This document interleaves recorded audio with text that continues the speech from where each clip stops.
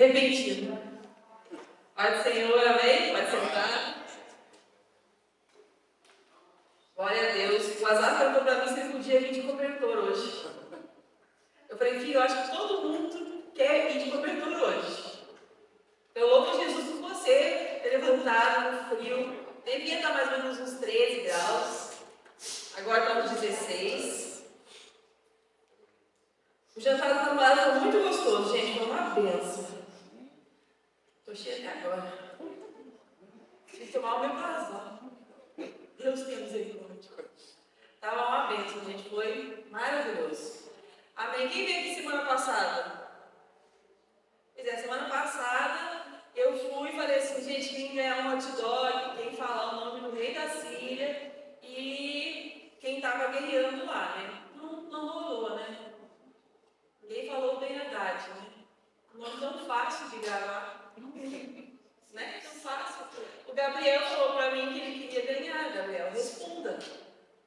Aí hoje eu quis fazer uma coisinha para adoçar. Mas mediante a pergunta uma resposta. Semana passada eu falei o quê? Sobre Elias e Eliseu. E eles fizeram um caminho.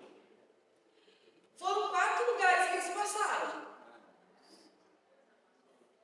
Agora já veio o pessoal. Agora eu vou responder, né? Eu senti isso. Foram 4 lugares que eles passaram. Eu queria saber o nome de 2 só. Que Elias e Eliseu passaram. Valendo uma caixa de bombom. Deus tem misericórdia de nós? Pois é, lembra que eu falei, gente, olha, nós temos poder em Jesus de gravar. A gente tem esse poder. Eu achava que não tinha, gente. Até eu entender que eu tinha em Cristo Jesus. E aí eu consegui, até hoje, ir para um treinamento. Então, vai acumular com o próximo prêmio da semana que vem. Tá? Aqui, a nossa vida ia ser sobremesa depois de um churrasco de vocês. Gilgal, Betel, Jericó, Jordão. E eu não vou deixar colar, hein? Preste atenção hoje. Gilgal, Betel. Ai, que bênção! Meu marido é uma bênção, eu tinha esquecido o ração em casa. Foi mesmo. Gilgal, Betel, Jericó e Jordão. Vai acumular, tá, gente? Amanhã eu vou pegar. Semana que vem vai ser outro prêmio mais esse. Vamos ver nossas Bíblias hoje. Presta atenção hoje, gente. Põe no caderninho. Pega o caderninho e anota os negócios. Eu vou pegar as partes que são mais fortes e que a gente gravar elas. Vamos abrir nossas Bíblias em 2 Reis 3.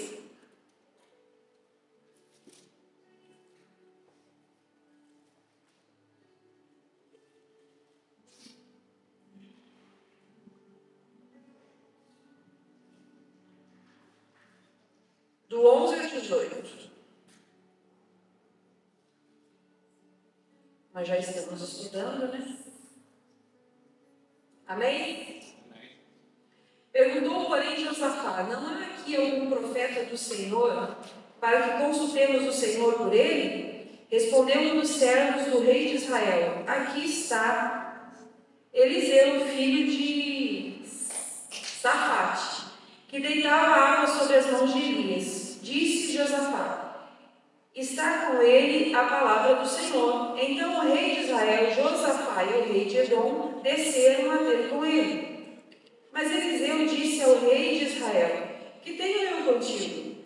Vai aos profetas de teu pai e aos profetas de tua mãe. Porém o rei de Israel lhe disse: não, porque o Senhor é quem chamou estes 3 reis para entregar nas mãos de Moabe. Disse Eliseu: tão certo como vive o Senhor dos exércitos, em cuja presença estou, se eu não respeitasse a presença de Josafá, rei de Judá, não te daria atenção nem te contemplaria. Ora, pois trazei um tangedor. Quando o tangedor tocava, veio o poder de Deus sobre Eliseu. Este disse: assim diz o Senhor, fazei neste vale covas e covas, porque assim diz o Senhor, não sentireis vento, nem vereis chuva, todavia este vale se encherá de tanta água que bebereis, e vosso gado e vossos animais. Isto é ainda pouco aos olhos do Senhor, de maneira que também entregará Moabe nas vossas mãos. Até aí. Semana passada nós falamos sobre Elias indo e deixando Eliseu. E Eliseu assumindo o lugar de Elias. E eu falei dos contos de Elias, dos contos extravagantes de Elias, que daqui para frente nós vamos estar vendo. Mas tem um estudo bíblico na Bíblia Online que é Contos Extravagantes de Elias, que foi o primeiro que eu fiz e que me impulsionou pelo Espírito Santo a querer estudar a Palavra de Deus, principalmente o Velho Testamento. Então foi a partir dessa parte de Eliseu. E aí este capítulo aqui inicia-se ele falando sobre a morte de Acabe. E aí a gente sabe como morreu Acabe. Acabe morreu e quem assumiu o lugar dele foi Acasias, o filho dele. No reinado do filho dele, Acasias, que significa Deus segura, Deus agarra, só que ele cai. Ele cai lá da janela do quarto dele, ele cai e ele se machuca muito. E aí, nesse período de 2 anos que ele fica reinando, ele está doente. Durante 2 anos ele ali reinando, ele estava doente. E aí ele lembra, e aí ele vai lá e pede para, que eu contei semana passada, falei semana passada que ele manda buscar lá em Edom o rei Belzebub, né? Se o rei não, o Deus lá, para perguntar se ele ia ser curado. Só que aí acontece tudo aquilo e ele acaba morrendo imediatamente quando ele fala com Elias. Eu falei semana passada. Então, durante 2 anos, aquele reinado, o que aconteceu? Ficou ruim porque ele ficou doente. Então, não reinou da forma que deveria e seguindo a idolatria dos pais. Ele não teve filhos. Então, quem reinou no lugar dele? Jorão. Jorão reinou, olha, tá comigo, Jorão. Facinho, viu? Jorão. E tem nomes que se repetem ainda. Jorão reinou no lugar dele, que era filho de Acabe e Jezabel. E onde foi um dos piores reis de Israel. Então Jorão reina no lugar dele. E aí começa em 2 Reis 3 falando sobre isso, sobre Jorão. O reinado de Acasias não foi legal, ele ficou doente, ele ficou mal, caiu, em vez de buscar Deus, não buscou, continuou na idolatria. O que aconteceu? Morreu. Não só morreu, mas foi queimado os comandantes e os soldados, que ele estava sentado no alto do monte que eu falei semana passada. Jorão assume esse lugar. Ele não adora a Baal, ele até destrói alguns ídolos, os postes ídolos, alguns ele destrói, mas ele continua errando. Quando lembra que Jeroboão fez aqueles bezerros, aqueles touros de ouro que eu contei, que eu falei para trás quando a gente começou, ele fez porque ele ficou com medo de Israel adorar em Jerusalém e ficar lá. E aí ele fez isso. Jorão fez isso. Ele continuou adorando. Este capítulo inicia com a morte do rei Acabe e a ascensão do trono do filho dele, Jorão. Ele assume. Só que o reino já estava em crise. Lembrando a apostasia espiritual ali, da apostasia, da idolatria que estava em Israel, a decadência que estava em Israel. E ali ele assume esse trono no lugar de Acasias. Já estava o reino na apostasia e em crise. A transição do poder é um momento muito crucial, muito importante. Jorão se mostra um líder que continua a idolatria e o pecado de Israel seguindo os passos do seu pai. O O capítulo narra a situação de crise a ilha de Moabe. Quem sabe aqui quem era o povo de Moabe? Não precisa responder, né? Porque os moabitas, você sabe qual é a descendência deles? De Ló, quer dizer, da filha mais velha dele com ele. Então o povo de Israel era parente dos moabitas. Então o que aconteceu? Os moabitas, eles estavam subjugados por Israel desde a época de Davi. Então eles eram tipo escravos, não eram escravos, mas eles eram subjugados, eles eram, cobravam tributos deles, Israel. E aí Omri, que era o pai de Acabe, e Acabe, durante esse reinado, eu creio que foi um reinado forte, em que eles eram bem subjugados. Quando Acasias ficou doente, lá no que a gente leu semana passada, a Bíblia diz que os moabitas se revoltaram, porque eles aproveitaram a oportunidade da crise que estava no reino. E aí eles falaram, é a nossa hora. Está balançado o negócio. Por isso que a gente está falando, é crucial essa mudança, né, do trono. E aí eles falaram, é a nossa hora de se revoltar contra eles, e de sair, de se libertar, e não ser mais subjugado por eles. E não mais pagar impostos. Eles pagavam impostos muito altos. Era 100 mil carnes de ovelha, e de outras 100 mil ovelhas tirava lã. E diz que eram as melhores lãs que tinha na época. O capítulo narra a situação da crise de Moabe, uma nação vizinha, parente. Decide se revoltar contra Israel após a morte de Acabe, causando assim uma grande ameaça no reino, uma ameaça política, econômica. Como é que nós vamos fazer agora? Se os moabitas agora se revoltarem e não pagarem mais os tributos? Como é que Porto Real vai fazer se todas as empresas resolvem fechar? Se todas as empresas resolvem fechar, como fica? Está tendo uma crise em Porto Real, então eles começam a querer fechar. Como que fica? Uma crise política e econômica. Uma crise. Israel subjugava os moabitas. E na época de Omri e Acabe, essa dinastia era bem puxada o negócio do lado deles. Como teve essa crise, ele aproveitou a oportunidade. Os moabitas, vão embora agora. Agora que Israel é forte. Agora que Israel está nessa crise aí do reinado, é agora. E aí eles se revoltaram. Como é que é o nome do rei? Olha o nome do rei, gente. Só lembrar de Mesa. É Mesa. É o nome do rei de Moabe. Fala comigo, Mesa. Gente, lembra da tua mesa. Facinho. O rei dos moabitas nessa época aqui era Mesa. Mesa não está disposto a continuar pagando tributos a Israel como antes. Isso ia desencadear o quê? Uma série de eventos que levariam o rei de Israel e de Judá e de Edom a se unir. O que aconteceu? Eles se uniram. O rei de Israel, lembra que Josafá tinha uma aliança lá com o rei Acabe, que não foi legal?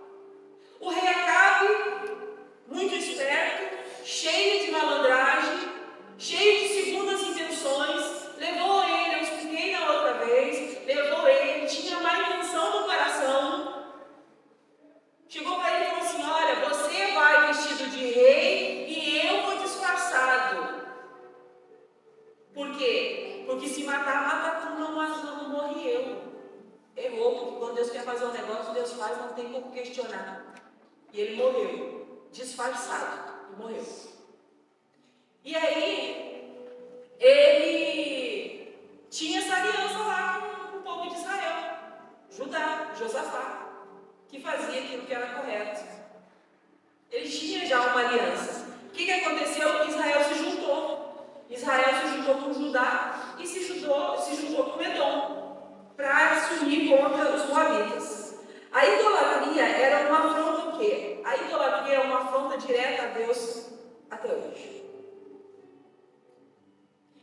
é uma idolatria?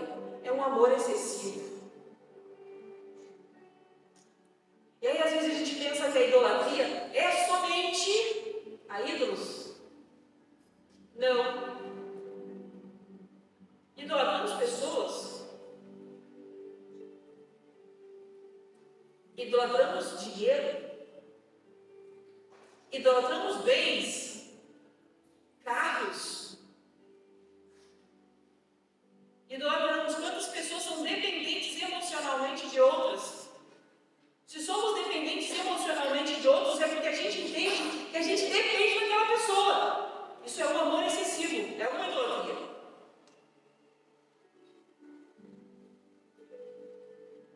Quantas vezes a gente vê na televisão pessoas que fazem coisas por ídolos que são assim, chega a ser surreal.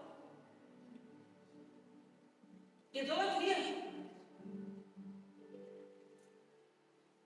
Quando lança-se moda não, mas quando se lança às vezes uns ídolos aí na vida aí, gente, pessoas mudam a maneira de falar, pessoas mudam a maneira de vestir, pessoas mudam.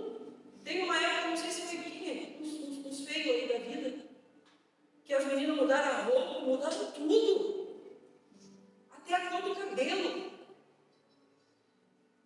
E aí você não sabia quem é que estava seguindo. Então, idolatria não é somente de ídolos. A gente precisa prestar atenção aonde nós estamos colocando o nosso coração. Aonde a gente coloca o nosso coração é o nosso tesouro. Precisamos entender quem nós estamos colocando no trono. A idolatria lá é uma afronta direta de Deus. Qual é o primeiro mandamento? Amarás o Senhor teu Deus de todo o teu coração, com todo o teu entendimento, com toda a tua alma. É o Senhor, Ele tem que ser Senhor da nossa vida. Lá em Israel a idolatria prevalecia. E isso abriu uma porta. Como eu falei na penúltima vez, o reino espiritual é um reino de legalidade. São legalidades dadas. Então a idolatria era uma afronta direta da aliança que Deus tinha com Israel. E essa apostasia trouxe consequências desastrosas. Olha as guerras. E aí às vezes a gente pode estar acontecendo algumas coisas na nossa vida que a gente não entende o que está acontecendo. E aí sempre se pergunte, aonde está o meu coração? Aonde está o meu coração? Quando eu estava ali, falando com Deus, eu falei assim, Senhor, assume o trono e não sai dele. Toda vez que você levantar de manhã, coloca a mão no seu coração e fala, Senhor, assume o trono e não sai dele. E aí isso gerou o quê? Consequências desastrosas. Porque o povo escolheu a idolatria.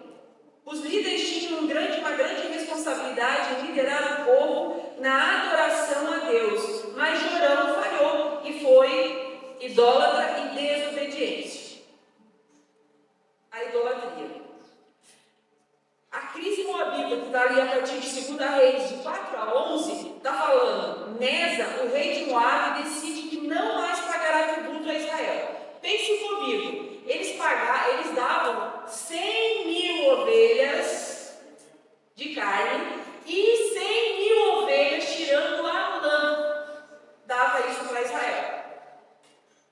Ele recusa cumprir o acordo anterior, desencadeia uma crise iminente. Já que Israel dependia desses tributos para sua estabilidade econômica e política. Pense em Porto Real, gente. Vamos tirar as empresas de Porto Real grande. Vai ficar bom aqui? Como é que vai ficar o coração do prefeito? Vai ficar de boa? Não, tranquilo, as empresas vão sair, não tem problema não, a gente se vira, a gente consegue. Os tributos deles nem são tantos, os impostos deles nem são tantos assim. Eles nem contribuem tanto aqui para o Porto Real. Eles foram subjugados por Israel 40 anos. Você imagina, desde a época de Davi já estavam subjugados e já pagavam impostos e tributos. Estavam, por aqui. A rebelião de Moabe representava uma ameaça direta à segurança e ao poder de Israel. Diante dessa crise, o que Jorão fez? Diferente de Acabe. Acabe usou de malandragem, tinha segundas intenções, tentou driblar a Deus, tentou enganar Josafá. Jorão fez diferente. Diante dessa crise, Jorão, o novo rei de Israel, age de maneira prudente ao buscar ajuda. O que ele faz? Ele procura apoio do rei de Judá, Josafá. Josafá já estava reinando 18 anos em Judá. E ele fazia o que era reto diante de Deus. 18 anos reinando quando Jorão assumiu o reino. Quando você lê lá em Reis, eles sempre mostram quem está no reino de Judá e quem está assumindo o reino do norte. Ou quem está assumindo o reino de Judá e quem estava reinando no norte. Ainda fala os anos que ele está reinando. E aí ele assume, ele vai lá e pede ajuda para o rei de Judá, Josafá, e também o rei de Edom. Eu me perguntei, por que eles pegaram e pediram ajuda para o rei de Edom? Porque segundo aquilo que eu estudei, o rei de Edom era um governador que era de Judá. Então eles fizeram uma tríplice aliança.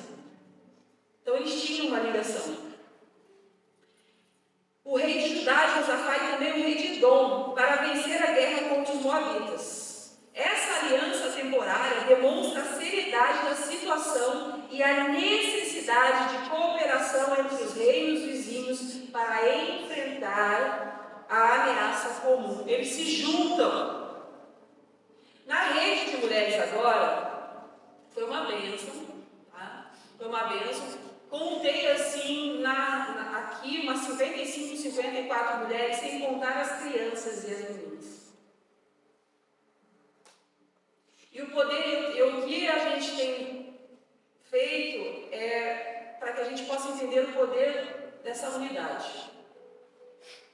Em João 17, Jesus fala assim: Senhor, que eles sejam um como eu sou contigo, para que o mundo te conheça. E aí nós nos juntamos, a rede de mulheres, fizemos 5, 6 grupos. Esses grupos, cada um fez um tipo de causa, e outro grupo se juntou para abençoar uma oferta, um presente para a pastora Valesca que veio ser preletora. Todo mundo longe, mas todo mundo se uniu, as mulheres se uniram e fizeram. Gente, isso aqui estava cheio. E o caldo estava lá fora, 4 tipos de caldo. E elas conversando entre elas, eu faço pix, eu dou isso, eu dou aquilo, se juntaram e o negócio acontece. O poder de Deus está na unidade, gente. O que o Jorão fez? Eu preciso de ajuda, eu não vou conseguir, nós vamos entrar numa crise. Vai faltar dinheiro, vai faltar comida, vai faltar as coisas aqui, eu preciso de ajuda. O que eu vou fazer? Eu vou pedir ajuda para o rei Josafá. Gente, ninguém faz nada sozinho. Essa coisa do mundo que está cravado do egoísmo e da parte do egocentrismo e da parte de que não, é melhor ficar sozinho, é melhor andar sozinho, antes só do que mal acompanhado, está amarrado, repreendido em nome de Jesus. É unido. Uma só visão, uma só fala, um só pensamento, um só desejo. Então, o que ele fez? Jorão foi diferente. Jorão não chegou e falou assim: vou usar de malandragem, vou lá porque Josafá tem um exército forte. Não, ele sabia, eu preciso de ajuda. Diferente de Acabe, que fez um banquete. Lembra? Fez um banquete, chamou o rei. Depois que o rei estava lá cheio, e os empregados todos cheios, todo mundo abastado, se sentindo lá muito importante, Josafá vai lá e dá o bote. E aí? Até quando você vai deixar a gente aí? Nós tomando posse de Ramote de Gileade? Não. Meu povo é teu povo. Meus cavaleiros são teus cavaleiros. Ele usou de poder de persuasão. Jorão não fez isso. Jorão falou, não, eu preciso de ajuda. É igual quando eu estou orando, eu falo, Senhor, eu preciso de ajuda. Mexe nas mulheres, Senhor, eu preciso de ajuda. Gente, a gente não faz nada sozinho. O reino cresce na unidade. Torre de Babel. O que Deus fala? Desçamos, porque vamos confundir esse povo, porque eles vão chegar onde eles querem. Tamanho da unidade deles. Falam uma só língua, um só pensamento, um só desejo. Imagina a MPV aqui, a família viva de Porto Real, uma só, um só pensamento, um só desejo. Imagina como cresce. O poder. E aí eles vão lá e se juntam. Tríplice aliança. 3 reinos. Grava aí, gente. 3 reinos. Judá, Israel e Edom. Eles se juntam. Nesse momento, dá o quê? Um desespero nos reis. E aí, o que acontece? Eles se juntam. Se juntam e vão. E eles vão lá, vão para a guerra. O que acontece lá? Falta água. 7 dias andando, começa a faltar água. Você consegue ficar sem água? Acho que é 3 dias nessa que um ser humano consegue viver sem água. 7 dias, eles caminhando com os cavalos, com as coisas todas, e tudo faltou água. Acabou a água. E aí, o que acontece? E agora que não tem mais água? Vou ler aqui para vocês. Partiram o rei de Israel, o rei de Judá e o rei de Edom. No versículo 9. Após 7 dias de marcha, não havia água para o exército e para o gado que o seguiam. Então disse o rei de Israel, Jorão, o que ele disse? Ai, Senhor, chamou os 3 reis para os entregar nas mãos dos moabitas. Ele afirma isso. O Senhor chamou os 3 reis para entregar a gente na mão dos moabitas? Já viu quando você toma uma decisão e o couro pegou, e aí o bicho pegou e você fala, ai Deus, o Senhor está fazendo, está pesando a mão sobre mim. O que ele pensou? O que ele falou? A primeira coisa que ele falou, ah Deus, o Senhor tirou a gente de lá para a gente morrer aqui, para ser entregue aos moabitas. A escolha foi do rei Jorão. Ele não consultou antes. Ele escolheu aquilo e chegar lá no deserto, 7 dias andando, não tinha água para eles, não tinha água para os animais, não tinha nada, eles iam morrer. O que ele fala? Ai Deus! Ai Deus! O Senhor tirou a gente para morrer e para ser entregue aos moabitas. Quantas vezes a gente tem escolhas, faz escolhas, e depois que o couro está pegando, que o bicho está pegando, a gente fala, ai Deus, está pesando a mão sobre mim. Eu joguei chiclete na cruz. O que eu fiz? O que eu fiz? E aí ele vai lá e fala isso. Nesse momento de desespero, os reis decidem buscar o quê? Orientação a Deus. Quem é que toma a posição de pedir orientação a Deus? Josafá. Está lá os reis tudo nervosos e tudo. Imagina a tensão que estava naquele lugar. E aí Josafá vai e resolve, se não tem ninguém, alguém aqui que a gente possa consultar para falar com Deus. E é tão extraordinário que quando você lê isso, lá eram os sacerdotes e os profetas, né? Que eram usados para falar com Deus, para falar com as pessoas. E hoje, Deus mora em nós e fala com a gente.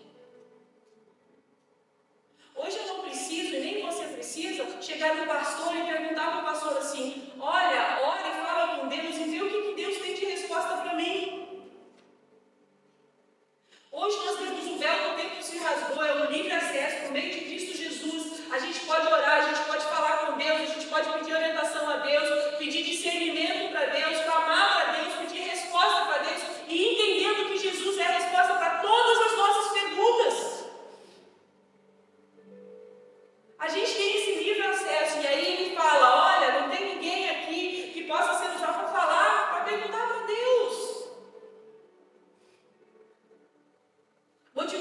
o rei Josafá, o rei de Judá, reconhecendo a necessidade da intervenção divina para superar a situação precária em que ele se encontrava. Não tinha mais água, 7 dias andando, não tinha mais água, não tinha mais nada. O que eles iriam fazer? O rei de Judá, Jorão, já gritou: ah, o Senhor que trouxe a gente para cá, e agora a gente vai morrer. Josafá, que fazia as coisas segundo o coração, fazia as coisas ali que Deus queria, Deus se agradava, ele fala: não, tem alguém aqui? O que motivou eles a fazer isso? A crise. O que impulsionou eles a perguntar? O que foi que impulsionou a Josafá a pedir? A crise. Quantas vezes, quando o pastor fala assim, já que você fala muito couro, está comendo. Quantas vezes a crise te impulsionou a buscar Deus? Quantas vezes, a gente até brinca, né, que na hora que o bicho está comendo, né, que está difícil, o bicho está comendo. O bicho está comendo é brincadeira, né? Pelo amor de Deus. Quando o couro está comendo, até o ateu grita: meu Deus. No meio de uma crise, o que eles fazem? Tem alguém aqui? Quantas vezes a gente já tomou várias escolhas e quando a gente viu que não estava dando certo, tudo, primeiro a gente culpou Deus, aí depois caiu na consciência, entendeu e começou: me ajuda. Me ajuda. Senhor, me ajuda. O que eu faço? Quantas vezes? E aí o que eles fazem? Quem tinha lá, gente? Eliseu. E eu acho muito legal uma parte aqui, olha. Perguntou, porém, Josafá, no versículo 11: não há aqui algum profeta do Senhor? Gente, a Bíblia aqui escreve do Senhor em letras maiúsculas e garrafais. Sabe por quê? Porque existiam muitos profetas de Baal, profetas de Aserá, profetas do rei Acabe, existiam muitos profetas, e a Bíblia escreve com letras garrafais: não existe algum profeta do Senhor com letras garrafais. O Senhor dos senhores, o leão da tribo de Judá, o rei dos reis, tem aqui algum profeta do Senhor. Letras garrafais. Então o rei de Israel, Josafá, e o rei de Edom desceram a ter com ele, que era Eliseu, que falaram para ele que era Eliseu. No 13, mas Eliseu disse ao rei de Israel: que tenho eu contigo? Mas tem uma parte aqui, deixa eu subir aqui.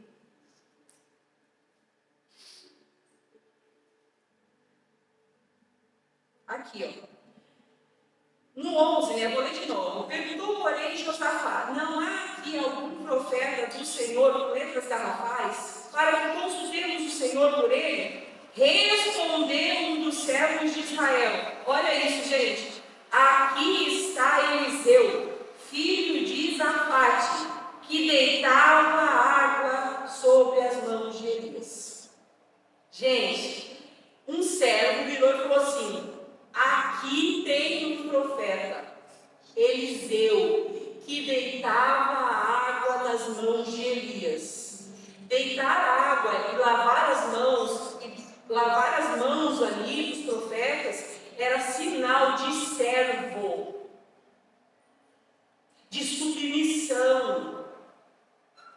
E aí o servo vira e fala assim: olha, não é os profetas de Baal, não é os profetas de Aserá, não é os profetas de Acabe, é o profeta Eliseu, que derramava água sobre as mãos de Elias, aquele do Monte Carmelo, que fez o milagre, que fogo desceu e consumiu o sacrifício, aquele.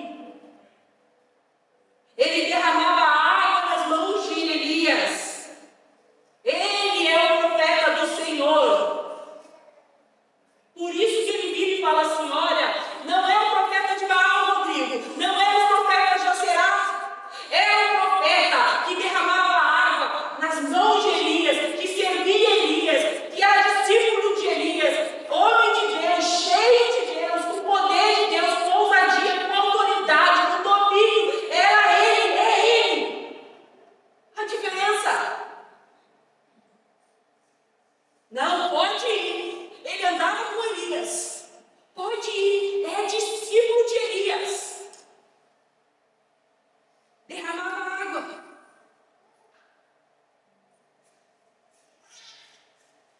E aí eles consultam a Eliseu.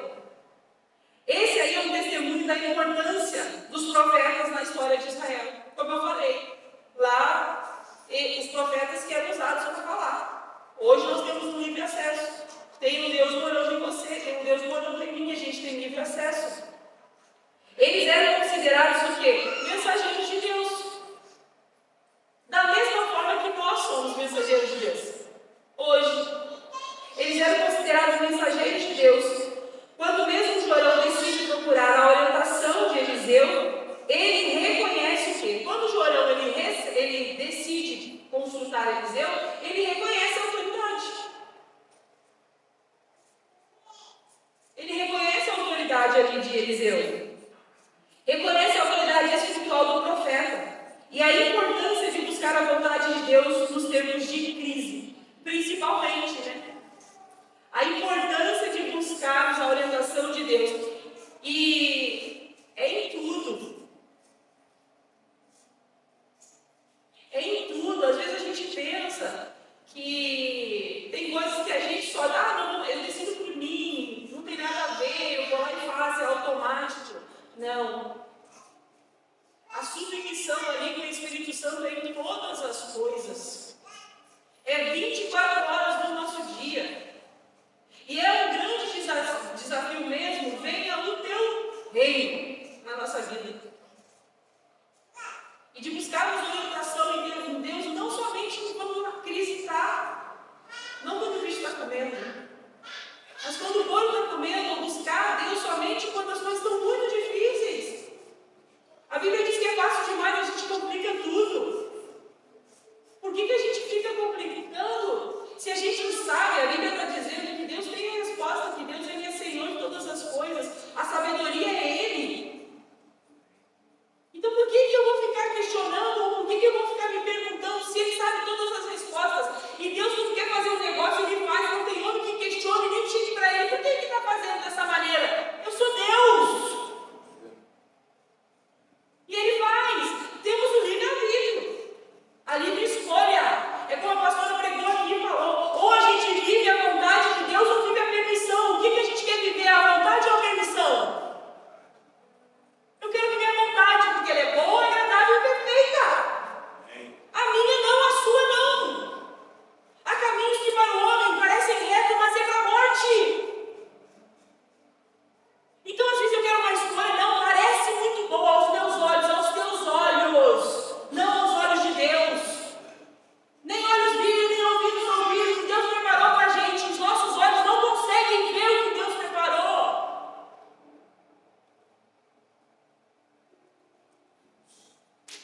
A resposta de Eliseu, a solicitação de Jorão é interessante, né? Vamos lá, né, gente? Deus, Jesus, eu falo esses homens aí, oh meu Deus, de coragem.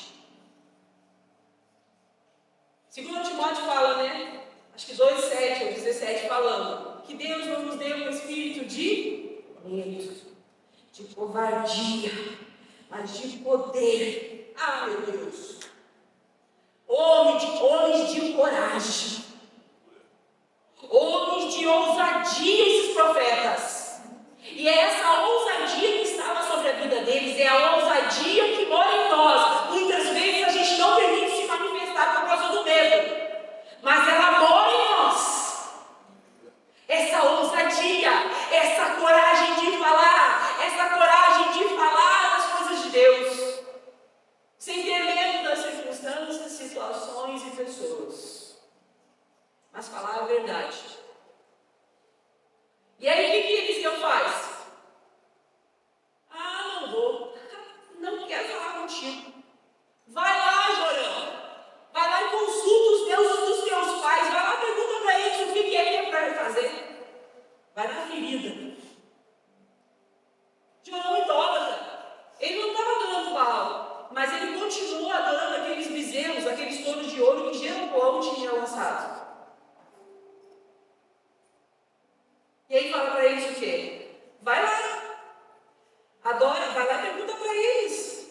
O que eles vão responder, se é para você enfrentar os moabitas, se não, o que vai acontecer, se vocês vão morrer aqui com sede ou não. Vai lá e pergunta para eles. A resposta de Eliseu Eliseu, a solicitação de Jorão é interessante. Primeiro, ele fala que se fosse apenas o Jorão, ele nem ia receber ele. Gente, ele está falando com o rei. Ele não ia nem receber. Nem receberia por causa dos pecados. Mas por respeito a Josafá, lhes daria atenção. Meu Deus. Por respeito a Josafá, ele foi e atendeu. Josafá, o nome ali é um rei de Deus. Olha o que um homem de Deus pode fazer no ambiente. Olha o que tu pode fazer num ambiente em crise e desespero. Deus pode mover o lugar, Deus pode transformar o lugar, porque ali tem um homem e uma mulher de Deus. Aqui nós estamos, sei lá, uns 20, 30, cheios do Espírito Santo de Deus. Entra num lugar de opressão. Entra num lugar onde os demônios estão reinando.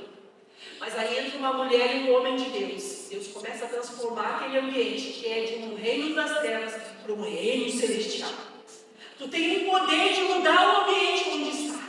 Muitas vezes nós não temos consciência disso. E Satanás não quer que a gente tenha consciência do poder que mora em nós e da transformação que a gente pode causar nos lugares.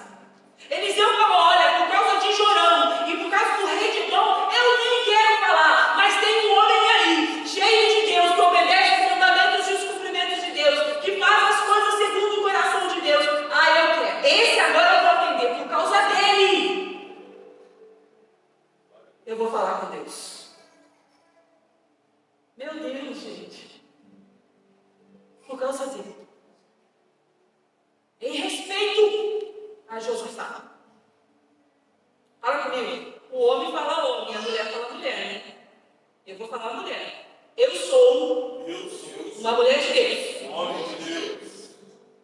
Gente, a gente precisa ter essa consciência de Satanás falar, você não vale nada, você é isso, você é aquilo, e isso, e vai falando, e vai mentindo, e vai mentindo. A gente realmente não faz nada, mas quem está em nós faz.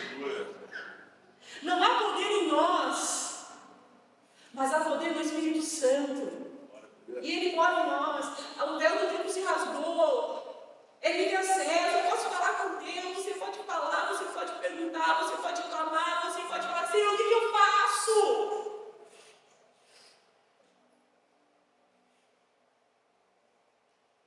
Eliseu estava buscando um estado, aí tá. Tangedora, por favor, assuma o seu lugar. Vamos lá. O que Eliseu faz? Chama um tangedor. Uma das coisas que eu falei com o pastor semana passada, estudando isso, e que mudou minha visão, Eliseu vai lá e chama um tangedor. E aí, eu falo assim, meu Deus, eu vou chamar um tangedor. E o meu marido, gente, ele é movido ao louvor. Movido ao louvor. De madrugada é louvor. Ele é sábio, movido ao louvor. Movido ao louvor. Levanta de madrugada é louvor. Levanta de manhã cedo é louvor. Aí estamos tomando café, louvor. Aí é louvor. E é louvor. E aí o pastor chega aqui e fala, cadê o tangedor? Cadê o louvor, Júlio? Cadê? Gente, aí eu fui e falei assim, Senhor. E eu falei assim, eu não ouço tanto como eu deveria. E eu falei para Deus assim, não, Deus, canta minha alma. Canta minha alma. Eu preciso ouvir louvor. Eu preciso ouvir louvor mais. Porque isso, o teu Espírito Santo começa a se manifestar nos louvores. O teu Espírito Santo, há poder nos louvores. Deus habita no meio dos louvores. E aí Eliseu falou assim, vai lá e chama o tangedor, para que eu venha falar.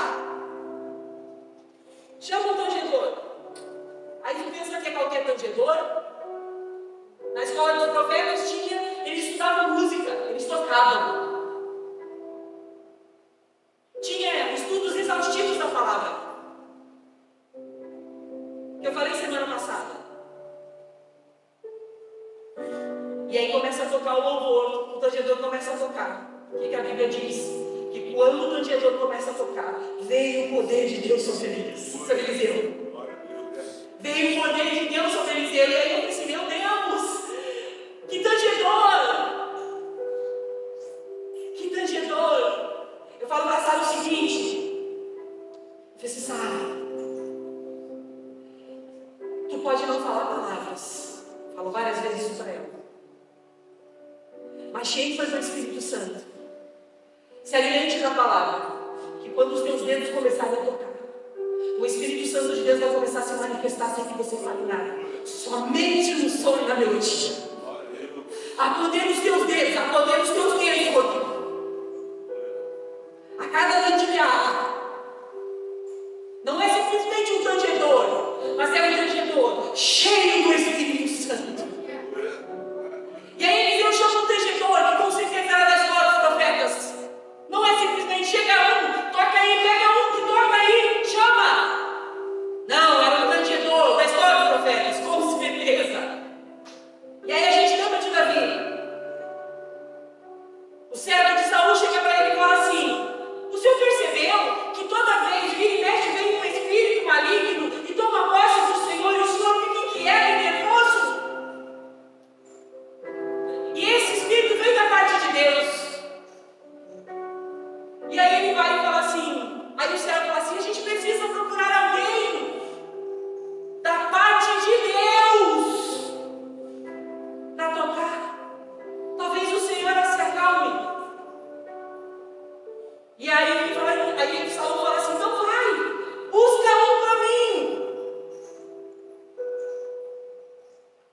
E aí Saul fala o seguinte,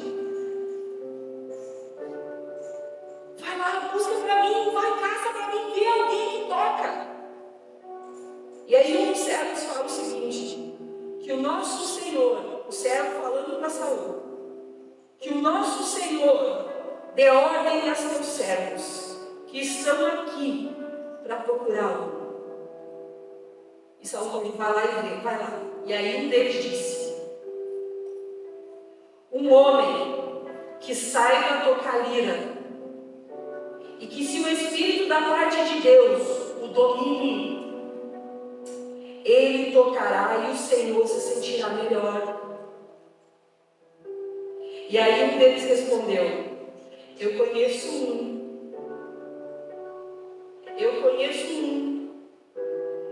Conheço um, ele sabe tocar. É um soldado valente. Ele pode lutar. Ele escolhe cuidadosamente suas palavras. É de boa florência. E o Senhor é o Senhor da vida dele. Era Davi. O tangedor era Davi. Olha as características de um tangedor.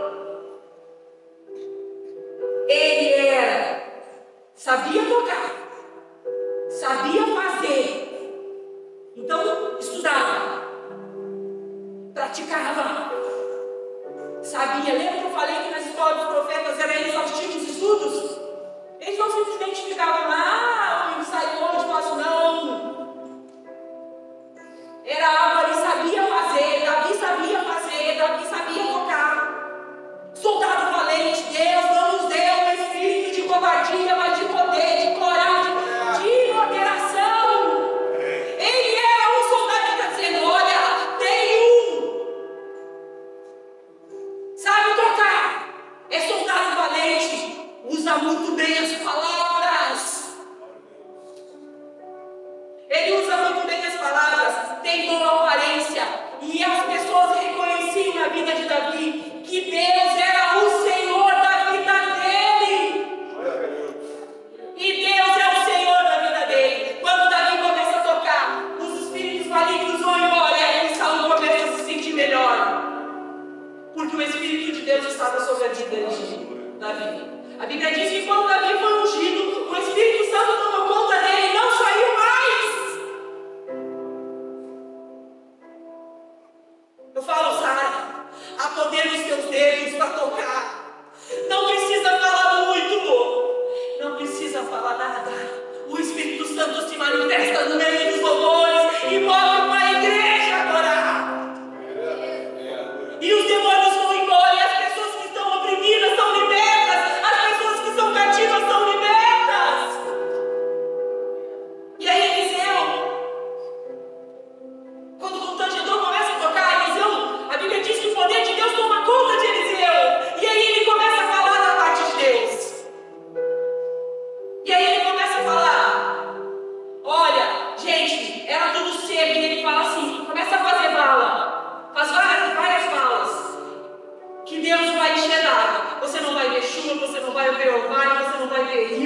mas Deus vai encher de água, vai beber vocês, vai beber os animais e ninguém vai ter sede. E aí eu comecei a entender isso dos louvores, do tangedor, e aí eu comecei a dizer, gente, coloca louvores. E aí quando as pessoas estão em crise de ansiedade, então comigo conversando eu falo, coloca louvor. Tu começa a cantar e tu não sente nada, mas quando lá pelas tantas, o Espírito Santo de Deus começa a trazer consolo, o Espírito Santo começa a trazer bálsamo, e aí você começa realmente a ter o Espírito da ordem na tua alma. Canta minha alma! Então é importante. E aí o Espírito Santo de Deus começa a tomar conta de dizer, e ele vai lá e fala isso. O relato do milagre das águas é um dos momentos mais marcantes desse capítulo. Demonstra o poder e ali é a fidelidade de Deus em resposta à obediência e à busca e à sua orientação. Eles vão lá e eles têm essa consciência no meio da crise que existia um Deus, que tem um Deus. Josafá lá, ele seguia as palavras de Deus e ele pede orientação, ele pede ajuda. Quando o Espírito do Senhor repousa sobre Eliseu, gente, repousa sobre Eliseu, fala comigo, hoje ele mora em mim. Repousa sobre Eliseu, e hoje Deus repousa onde? Dentro de você. Repousa dentro de você.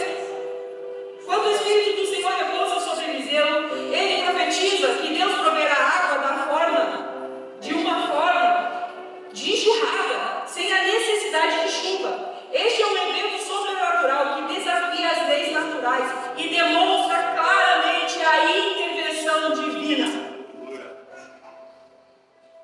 A maneira como o milagre é executado é muito interessante. Eliseu instrui os reis a cavar valas num lugar seco, na beira de um rio seco, onde não tinha água, onde não tinha nem a possibilidade. E aí Deus vai e fala, não vai ter chuva, não vai ter mar, não vai vir, vai ter água nessas valas. Agora pense comigo, Eliseu vai lá e coloca um tangedor. Está lá o rei de Edom, está lá o rei de Judá, está lá o rei de Israel nervoso, os soldados com sede, os bichos com sede, a opressão que estava naquele lugar, o nervosismo que estava naquele lugar, o ambiente que estava ali. Você pense se a gente não sente o mundo espiritual. Eliseu lá no meio de um conflito, em meio de uma guerra, o rei de Judá acreditando que eles iriam todos morrer, pessimista, incrédulo, idólatra. O rei de Edom nem se manifesta ali, a Bíblia não fala muito, não fala nada. Mas imagina os soldados reclamando, a gente vai morrer aqui, a gente não vai mais ver a família, a gente isso, todos os animais morrendo, a gente está aqui. Aquele clima espiritual ali sinistro, de opressão, de tristeza, de angústia, de ansiedade, de nervosismo. E aí Eliseu ali. O que eu falei? Que um homem de Deus, ele muda o ambiente. O ambiente não estava favorável para Eliseu. Não estava.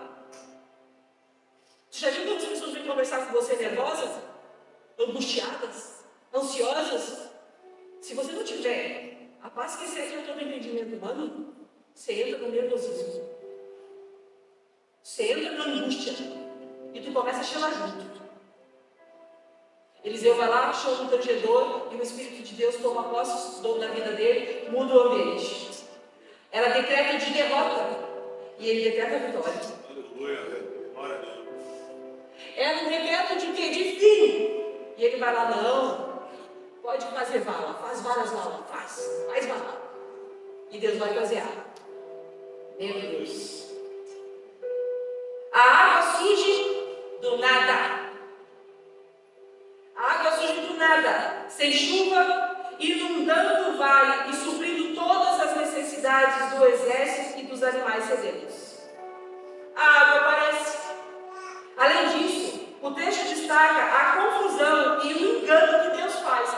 Quando os moabitas chegam lá, o reflexo do sol bateu na água e a água ficou vermelha.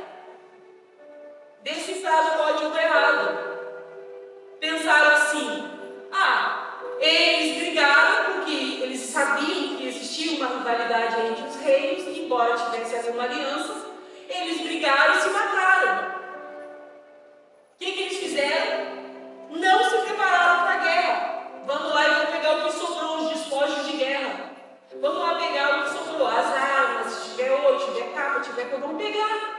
Eles entraram no acampamento sem estar preparados. Vamos só pegar os despojos. Deus enganou eles ali, né? A mente deles, ele olhou e falou assim: olha, é sangue, eles se mataram, vão entrar. Entraram despreparados. Quando eles entraram, meu filho, o couro comeu lá deles. Não foi o bicho que pegou, o bicho que comeu. O couro comeu lá deles. Foram massacrados. Olha a vitória aí, gente. Olha o milagre aí, gente. Olha a vida de Eliseu aí, gente. Olha os tangedores aí, gente. Olha que palavra preciosa. Chega em casa hoje, coloca louvor 24 horas. Comecei a botar louvor lá em casa. Eu falei, não, preciso botar louvor, preciso ter isso. Além disso, o texto destaca a confusão deles, do engano deles. Chegaram lá, eu sempre falo com o pastor assim, às vezes, eu brinco, né? Eu aprendi que a gente decifra códigos. E muitas vezes a gente decifra os códigos errados. E aí a gente brinca assim, eu brinco com ele, decifrou o código errado, não é isso. Os moabitas decifraram o código errado, o reflexo do sol veio, as permissões de Deus, eles viram o reflexo do sol na água, viram achar que era sangue. Por isso que a Bíblia diz, grita por discernimento. Grita, a Bíblia não diz ora por discernimento, a Bíblia diz grita, porque você não sabe discernir direito, você precisa do Espírito Santo para discernir. Então vamos gritar. Ao verem a água, eles pensaram que era o quê? Sangue derramado, pois os reis eles eram aliados, então eles pensaram, eles mataram, né? Pensaram que os 3 reis tinham entrado em conflito interno e foram pegar os despojos de guerra, desesperados para que, aí despreparados para a guerra, se lançaram e aí foram derrotados. O milagre da água não apenas resolve a crise imediata de falta de água, mas também confunde os inimigos. Olha só, eles só não faz ali, supre a necessidade deles, mas confunde o inimigo. O inimigo de Israel e leva a vitória de Israel, Judá e Edom, a tríplice aliança, sobre os moabitas. Esse evento demonstra a soberania de Deus. Fala comigo, Deus é soberano sobre a natureza e sobre as circunstâncias humanas. Uma das coisas que é consolo na minha alma é a soberania de Deus. Deus é soberano. Deus, ele é Senhor sobre a natureza e sobre as circunstâncias humanas. Além disso, mostra a importância da fé, da obediência e da busca por orientação divina. Eles viram e falaram assim, faz vala num lugar seco. Ah, não! Sério isso? Fazer vala num lugar seco onde não tem nem como sair água? Não vou fazer, isso é coisa de maluco. Não dá. Não dá. E aí, quando o rei Nesa se sentiu encurralado, deixa eu ver que era. Quando o rei Nesa se sentiu encurralado, ele faz um ato desesperado. Ele faz um ato muito sinistro. Ele entra em desespero. Quando o rei dos Moabitas percebeu que estava perdendo a guerra, ele foge e aí ele tenta atacar Edom, porque na mente dele talvez era um menos armado ou mais fraco o reinado ali. Aí ele tenta ir para lá. No 26, quando o rei dos Moabitas percebeu que estava perdendo a guerra, pegou 700 homens armados para o louvor pode subir. Pegou 700 homens armados para chegar até o rei Edomitas, para tentar o último ataque. Não conseguindo, ele ofereceu em sacrifício seu próprio filho, primogênito, que haveria de reinar no lugar dele. Ofereceu para o Deus deles, o Deus Quenos, o Deus dos Moabitas. Ele entendeu que o rei dele estava castigando eles. E ele precisava fazer algo. No desespero, ele pega o filho dele, ele coloca numa coluna onde todo mundo vê e sacrifica o filho dele. Porque ele entendia que o rei dele estava muito bravo, o Deus dele estava muito bravo com ele. E aí sacrifica o filho dele. Com a imolação do seu filho, o rei pretendia o quê? Aplacar a ira do rei, do sacrifício foi oferecido sobre um muro, à vista das tropas inimigas, que sitiavam a cidade, com a intenção manifesta de semear o pânico no meio delas. Era um ritual sinistro. O que ele faz no desespero? Ele, mediante o muro, está lá os inimigos dele, né? E ele mata, trazendo o quê? Uma confusão ali, trazendo um desespero. Eu não consigo nem imaginar. Trazendo ali um clima de desespero. Esse rito pagão era severamente proibido pela lei de Moisés, Levítico 18, 21. E aí ele sacrifica. Vamos colocar de pé. Algo muito sinistro mesmo, né? Esse estudo de hoje é que, em primeiro lugar, que a gente tem a necessidade de buscar o Senhor em todas as coisas. Precisamos buscar ao Senhor, resposta do Senhor. Confiar no Senhor. Buscar em primeiro lugar, a nossa necessidade ela precisa ser contínua de buscar orientação em Deus, em meio à tribulação, em meio às dificuldades, no teu cotidiano, no seu falar, no seu agir, no seu andar, na sua postura. Precisamos buscar o Senhor em orientação em meio aos desafios da nossa vida. Você encara desafio? Eu encaro desafio. No desafio da nossa vida, muitas vezes nos encontramos em situações que parecem impossíveis aos nossos olhos, não de Deus. Então nós precisamos confiar no Senhor. No entanto, o rei Josafá e Jorão buscaram intervenção divina. Jorão não foi como Acabe, que teve um coração mau e que usou de malandragem. Jorão não.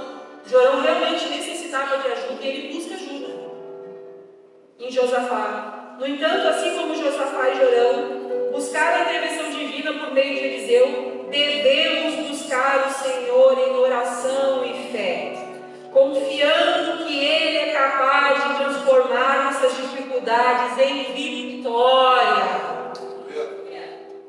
Confiar no Senhor. Deus é a nossa esperança, Ele é a nossa provisão, Ele é a nossa vitória, Ele é o nosso